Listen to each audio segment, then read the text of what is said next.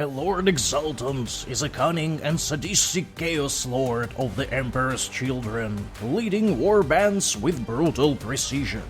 These warriors see battle as an art form, weaving intricate strategies while reveling in close combat. Armed with master-crafted weapons, they command with dark charisma, indulging in the sheer pleasure of slaughter in the name of Slaanesh. Hello my friends, my name is Max, and today we're going to build a Lord Exultant from Champions of Slaanesh box. As always, by the end of this video we will figure out answers for 3 simple questions. Does this mini look cool when assembled? Is it easy and fun to build it? And how does it look next to other miniatures? We start, as always, with the torso, which should be over here. We will need bits A1 and A2. Took me a while to clean up the bits of the torso. Looks like this mini, as a disharmonies that we have built yesterday, has quite a lot of a mold line. And this is how it should be assembled. Let's glue it. And this is our Lord Exultant so far. Now let's go for the right arm. I really like how the power fist looks like in this particular case. We're gonna go for this one. Beats 8 and 9. These are the beats of my power fist. Should be assembled like this. Make sure to dry fit it before you glue it. And this is my power fist so far. I will give it a little bit of rest. And we move forward. We're gonna build the pal in this kind of loadout. I really like this Phoenix power spear that he has, and that means we follow blue instructions. Let's go ahead and build the Phoenix power spear. Beats 12 and 10 for the arm. The Phoenix power spear and the hand that should hold it are cleaned up. They should be assembled somewhat like this. Let's try to glue it. Should be somewhat along these lines. I think, let's see how it should be attached. It should be roughly like this. Should be assembled along these lines. And next we need to attach a shoulder pad 11. This is our really beautiful shoulder pad 11. There is a lock here. And I'm going to glue it. Should be sitting over here like this. Now let's see how the right arm should be attached. Should be along these lines. And this is our right arm in place. Very, very good. We skip the green instructions. And we move over here. They want us to build a backpack from beats 4 and some of these beats. We either have customized version of the Emperor's Children symbology, or we use the Slaanesh symbol over here. I think we're gonna go with this classic one, A5. This is our beat A5 cleaned up. Now we need to find A4. It took me a while to clean up the backpack. It has a bolt pistol hanging at the bottom of it. And these bits should be placed over here like this. Looks very, very cool. And let's glue it. Here we go. This is our fancy backpack. Let's see how it should be attached to his back. Should be sitting over here like this. And this is our pal with the backpack in place. After that, they suggest we place a cape A6. This is our cool looking cape. Should be attached like this, as you can see.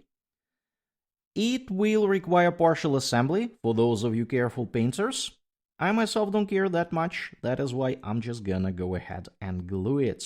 So the places that should be glued are effectively this shoulder pad. There is a look here, as you can see. And a little bit over here. this thing is holding the other part of the cape.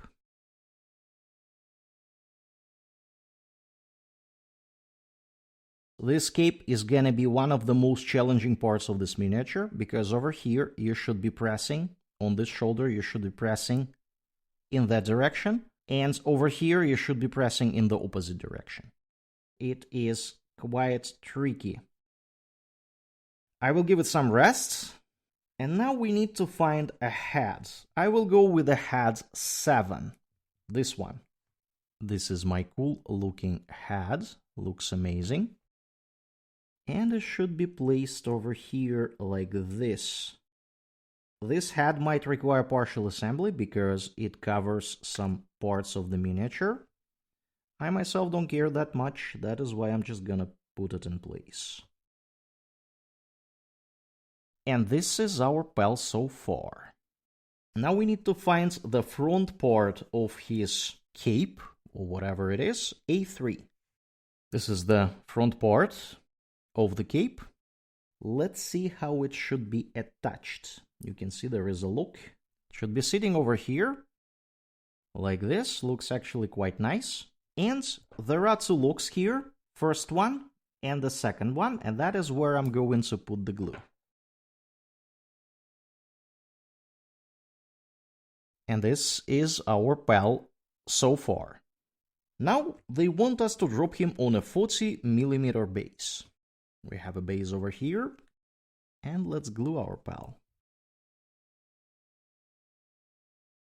Our head is roughly in the middle, and this is our miniature, my friends.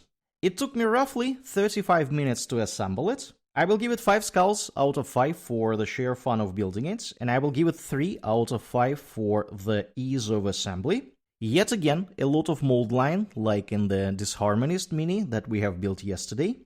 This cape was actually quite tricky to attach, both here and here at the same time. The angle of this arm was not defined, so you could mess it up easily.